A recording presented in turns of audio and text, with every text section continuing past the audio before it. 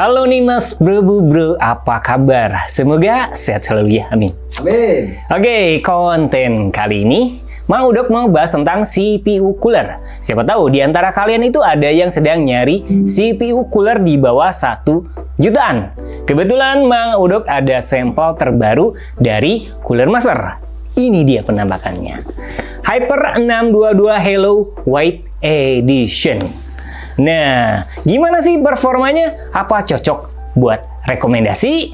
Nah, sebelum bahas tentang performa, seperti biasa, Mang Udok bakal unboxing dulu. Jadi, pantengin terus video ini, oke? Selamat datang di channel Murdokrus.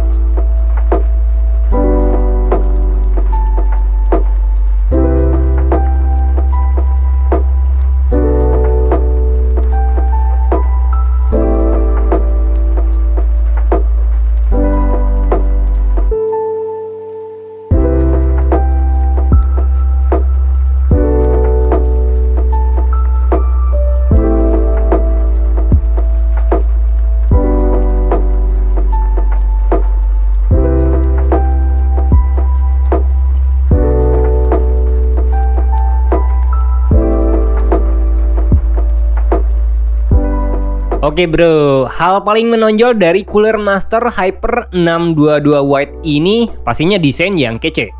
Ini seolah jadi jawaban kalau tampilan air cooler itu nyatanya nggak selalu ngebosenin. Desain warna putih sangat istimewa, terus kualitas merek CM juga jelas kelihatan.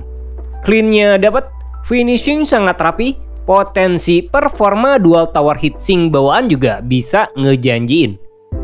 By the way, seri ini punya dua varian warna, antara white sama black. Jadi jika dirasa warna putih terlalu terang atau takut gampang kotor, kalian bisa ambil varian warna hitam yang gahar. Materi bukan kaleng-kaleng, heatsink dual towernya pakai materi bahan aluminium dengan 6 pipa panas. Terus kalian udah dapat dua kipas bawaan ukuran 12 cm yang ngedukung RGB lighting. Speed max-nya itu nyampe 2050 rpm. Ini punya noise level max up to 27 dB, airflow-nya 51,88 CFM, dan ketahanannya itu nyampe 160.000 jam. Tipe kipasnya itu rifle bearing dan punya konektor pin PWM sama ARGB. Jadi kabelnya ada dua, terus udah ada bonus konektor tambahan.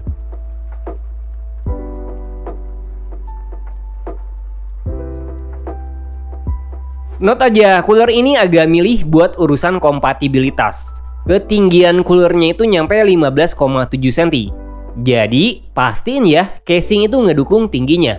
Ada ruang ekstra lah, amannya itu sekitar 16 cm. Jadi kalau nggak ngedukung, side panel casing pastinya nggak bisa ditutup. Terus bagian RAM agak sedikit ketutup sama kipas. Cuma nggak jadi kendala sih. Kipasnya masih bisa dipasang secara fleksibel. Kalian bisa ngatur jarak kipas dengan mudah. Penguncinya itu nggak ribet dan mudah diatur. Kalau dukungan platform, cooler ini masih ngedukung platform terbaru kayak Intel LGA 1700 atau AMD Socket AM5. Platform lama juga masih ngedukung, entah AM4 atau Intel LGA 1200. Cuma kalau jadul banget sih kayaknya enggak. Jadi kalian perlu cek dukungan coolernya lagi ya. Sayang aja buat platform kayak Intel Extreme Series kayak LGA 2066, cooler ini nggak ngedukung bro. Jadi sebenarnya dukungan platform buat cooler ini agak terbatas. Buat masang cooler ini sebenarnya mudah, nggak seribet kayak masang I/O. Buat platform Intel kalian cuma perlu backplate khusus sama bracket bawaan. Kalau AMD bisa lebih mudah. Cuma bracket bawaan harus dilepas, terus diganti sama bracket khusus cooler. Kalau bagian backplate-nya nggak usah dilepas. Buat harga, Hyper 622 White ini punya harga sekitar 900 ribuan lebih. Ada yang ngebandrol harga di kisaran 960 ribuan. Ada juga yang pasang harga sedikit di bawahnya. Nah, angka segitu terhitung mahal nggak? Buat sekelas air cooler pastinya cukup tinggi. Tapi menurut Mang Udok pribadi sih harga segitu terhitung kompetitif. Angka segitu kalau dapat cooler premium masih masuk akal. Apalagi kan tipenya itu dual tower. Jadi bisa diwajarin juga sih. Kompetitor lain juga masang harga segitu. Misal ada Deepcool AK620 yang punya harga kisaran 900 ribuan. Pilihan lebih mahal juga banyak. Contoh ada Noctua NH-D15. Cuma buat budget user dengan anggaran terbatas pasti nyari opsi lebih murah. By the way, Hyper 622 itu sendiri punya garansi terbatas, nyampe 2 tahun. Nah, kalau distributor, Mang Udok belum tahu pasti apa distrinya itu OZB atau NJT. Jadi kalian bisa tanyain langsung lah buat urusan ini. Gimana dengan performa? Apa harga 900 ribuan itu sepadan dengan kinerjanya? Buat nunjukin performa terbaik, Mang Udok pasangin dengan CPU terbaru AMD Ryzen 7 7700 sama Mobo X670i e-gaming Wi-Fi dari Asus. Terus case-nya itu pakai Masterbox MB520 Mesh dari Cooler Master. Suhu ruangan saat dites itu sekitar 25 derajat. Terhitung adem lah buat tes cooler.